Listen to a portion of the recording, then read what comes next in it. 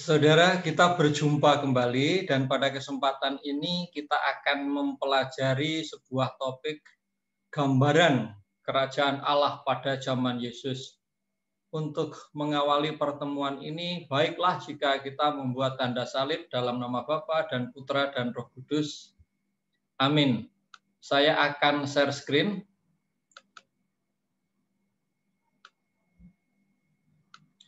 Gambaran kerajaan Allah pada zaman Yesus seperti apa sih?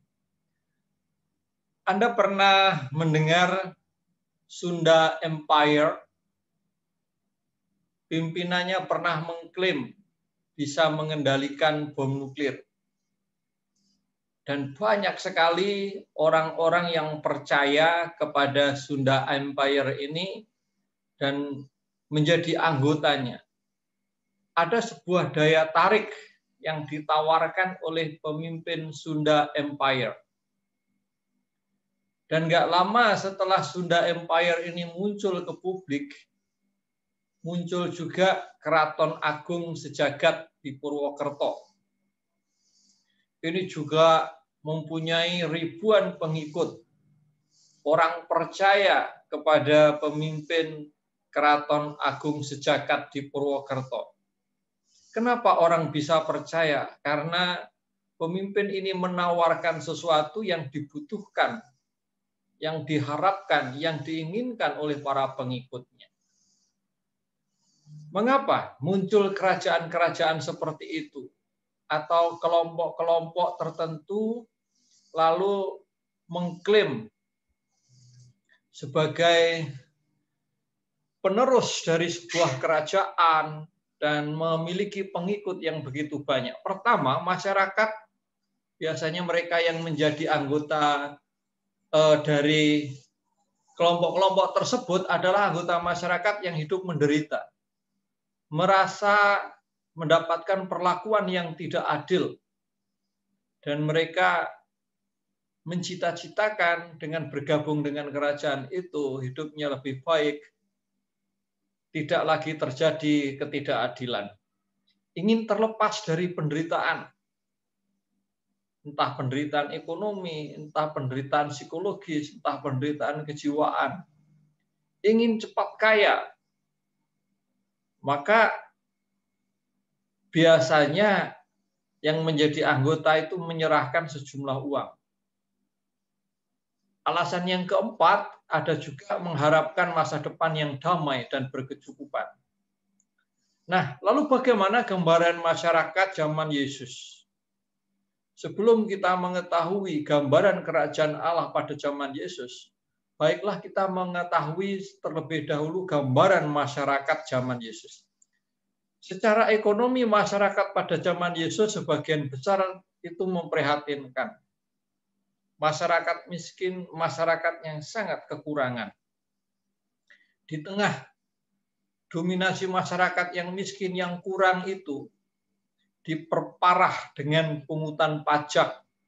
Dan banyak sekali jenis-jenis pungutan pajak. Pajak dari pemerintah, pajak untuk angkatan perang Romawi, pajak untuk aristokrat atau para bangsawan, pajak untuk bait Allah. Dan kalau dikumpulkan, mereka harus membayar, menyerahkan 40% dari apa yang mereka miliki untuk membayar pajak. Secara politik, masyarakat pada zaman Yesus itu berada di bawah kendali Romawi. Mereka mempunyai raja-raja kecil yang biasanya menjadi boneka dari Romawi. Dan secara sosial budaya masyarakat dibagi ke dalam beberapa kelas. Ada kelas atas, menengah, dan bawah. Bukan hanya status sosial, bahkan status religius pun ada tingkatan-tingkatan. Dan mereka sangat taat pada hukum Taurat, saudara. Ini adalah gambaran masyarakat zaman Yesus. Dari gambaran masyarakat seperti ini, mereka mempunyai gambaran mengenai kerajaan Allah.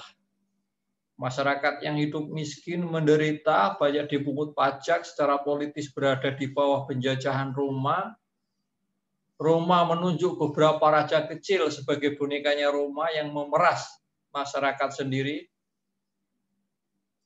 Dan masyarakat terbagi dalam banyak kelas. Dalam situasi seperti itu, gambaran kerajaan Allah bagi mereka adalah sebuah masyarakat yang damai sejahtera. Masyarakat yang tidak lagi ada penindasan, tidak ada lagi sakit. Masyarakat yang terlepas dari penjajahan Romawi. Masyarakat merdeka, masyarakat yang makmur seperti zaman Raja Daud. Setiap kali perang mendapatkan kemenangan. Semua sakit menjadi sembuh, tidak ada lagi penyakit. Karena mereka meyakini penyakit itu adalah hukuman dari dosa. Ini adalah gambaran kerajaan Allah pada zaman Yesus.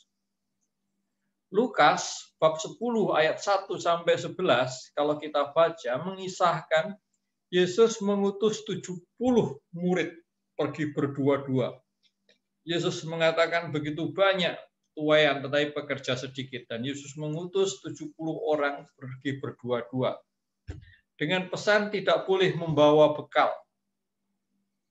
Tidak boleh membawa bekal, dan yang harus mereka wartakan adalah kerajaan Allah sudah dekat. Mereka menggambarkan di dalam Injil Lukas bab 10 ayat 1, kerajaan Allah itu adalah mewartakan kehidupan yang damai. Maka mereka mengatakan damai sertamu. Damai sertamu. Dan bagi orang yang layak menerima damai itu, Yesus mengatakan tinggallah di situ. Tetapi jika orang itu menolakmu, kebaskanlah debu dari alas kakimu. Gambaran yang kedua adalah kehidupan damai bebas dari penyakit. Dan yang ketiga adalah siapa yang mewartakan kerajaan Allah. Di dalam Lukas 10 ayat 1 sampai 11, siapa yang harus mewartakan kerajaan Allah? Yesus dan para muridnya. Siapa para muridnya? Kita. Yesus, mereka yang diutus. Dan sekarang kita mau membuat refleksi, tulislah kelompok-kelompok yang ada di dalam masyarakat pada zaman Yesus. Apa cita-cita mereka mengenai masa depan kerajaan Allah?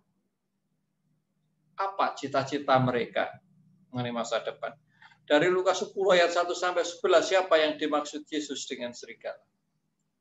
Nah, ini sumbernya. Anda bisa membuat refleksi, jawaban atas pertanyaan refleksi itu dari sumber link ini, Anda bisa klik. Itu saja, rekan-rekan dan saudara, nanti saya akan posting video, silahkan Anda lihat. Anda dengarkan lagi penjelasannya, sehingga Anda bisa membuat sebuah refleksi yang lebih baik. Jangan lupa tulis komentar pada kolom komennya. Komentarnya apa? Komentarnya adalah apa yang Anda harapkan sebagai pengikut Yesus. Itu saja, selamat membuat refleksi, dan kita tutup dengan tanda salib dalam nama Bapa dan Putra dan Roh Kudus. Amin. Terima kasih dan selamat siang.